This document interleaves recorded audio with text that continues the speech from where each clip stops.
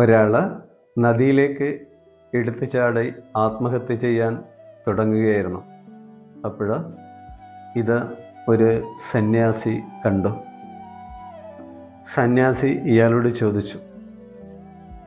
അപ്പോൾ ഇയാൾ പറഞ്ഞു, ദൈവം വിലപ്പെട്ടതായിട്ട് എനിക്കൊന്നും നൽകിയിട്ടില്ല. പ്രശ്നങ്ങളും സങ്കടങ്ങളും ദുരിതങ്ങളുമാണ് എൻ്റെ ജീവിതത്തിൽ ഉള്ളത്. എനിക്ക് സഹിക്കാൻ കഴിയുന്നില്ല. അതുകൊണ്ട് ഞാൻ എൻ്റെ ജീവിതം അവസാനിപ്പിക്കുകയാണോ? അപ്പോൾ സന്യാസി ഇയാളോട് പറഞ്ഞു, ഈ ഒരു ദിവസം നീ ആത്മഹത്യ ചെയ്യരുത്. ഈ രാജ്യത്തെ രാജാവ് എൻ്റെ കൂട്ടുകാരനാണ്. നമുക്ക് രാജാവിനെ പോയിട്ടൊന്ന് കാണാം. അങ്ങനെ സന്യാസി ഇയാളെയും കൂട്ടി രാജാവിൻ്റെ അടുത്തേക്ക് ചെന്നു. രാജാവ് ഇയാളോട് കാര്യങ്ങൾ ചോദിച്ചു. ഇയാൾ പറഞ്ഞു, ദൈവം വിലപ്പെട്ടതായിട്ട് എനിക്കൊന്നും നൽകിയിട്ടില്ല. ജീവിതം മുഴുവൻ കഷ്ടപ്പാടുകളും വിഷമങ്ങളുമാണുള്ളത്. അപ്പോൾ രാജാവ് പറഞ്ഞു, ശരി, നീ നിൻ്റെ കണ്ണുകൾ എനിക്ക് താ.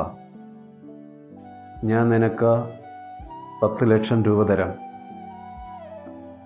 അയാൾ കൊടുക്കാൻ തയ്യാറായില്ല. അയാൾ പറഞ്ഞു, രാജാവേ, ഈ മനോഹരമായ കണ്ണുകൾ കൊണ്ടാണ് ഞാൻ എൻ്റെ പ്രിയപ്പെട്ടവരെ കാണുന്നത്, പ്രകൃതിയെ കാണുന്നത്. കണ്ണുകളില്ലാതെ എങ്ങനെ അതിനെയൊക്കെ കാണാൻ സാധിക്കും? അപ്പോൾ രാജാവ് പറഞ്ഞു, ശരി, നീ നിൻ്റെ കാതുകൾ താ, ഞാൻ നിനക്ക് കാശ് തരാം. അയാൾ കൊടുക്കാൻ തയ്യാറായില്ല. എൻ്റെ പ്രിയപ്പെട്ടവരുടെ സ്വരം കേൾക്കുന്നത് ഈ കാതുകളിലൂടെയാണ്. പ്രകൃതിയുടെ സംഗീതം ഞാൻ കേൾക്കുന്നത് ഈ കാതുകളിലൂടെയാണ്. കാതുകളില്ലാതെ ഇങ്ങനെ എനിക്കത് കേൾക്കാൻ കഴിയും. അപ്പോൾ രാജാവ് ഇയാളോട് ചോദിച്ചു, നീയല്ലേ പറഞ്ഞത് ദൈവം വിലപ്പെട്ടതായിട്ട് എനിക്ക് ഒന്നും നൽകിയിട്ടില്ല എന്ന്? ശരിക്കും ആ വിലയേറിയ കണ്ണുകൾ കൊണ്ടല്ലേ നീ എല്ലാം കാണുന്നത്? ആ കാതുകൾ കൊണ്ടല്ലേ എല്ലാം കേൾക്കുന്നത്?